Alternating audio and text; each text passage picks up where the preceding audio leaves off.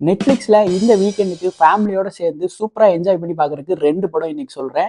முதல்ல டிஸ்னி ஹாட்ஸ்டார்ல சூக்ஷ்மதர்ஷினி இந்த மலையாள படத்துல நஸ்ரியாவும் பெசில் ஜோசப்பும் பண்ணியிருக்காங்க. ஒரு த்ரில்லர் படம் தான் இது. நஸ்ரியாவோட பக்கத்து வீட்டுல பெசில் ஜோசப் குடி வராரு. அவரு பண்ற சில விஷயங்கள் இவங்களுக்கு டவுட்ஃபுல்லா இருக்கு. அவரை ஃபாலோ பண்ணி போகும்போது அவர் என்ன பண்ண போறாரு, என்னென்னலாம் பண்ணிட்டு இருக்காருன்னு தெரிய வரும்போது கிளைமேக்ஸ்ல அது ரொம்ப சூப்பரா இருக்கும். படம் கொஞ்சம் ஸ்லோவா ஸ்டார்டிங்ல இருந்தாலும் கடைசி அரை மணி நேரம் 3/4 மணி நேரம் எல்லா ட்விஸ்டும் ரிவீல் ஆகும்போது அவ்வளவு சூப்பரா இருக்கும். நீங்க சூப்பரா என்ஜாய் பண்ணுவீங்க.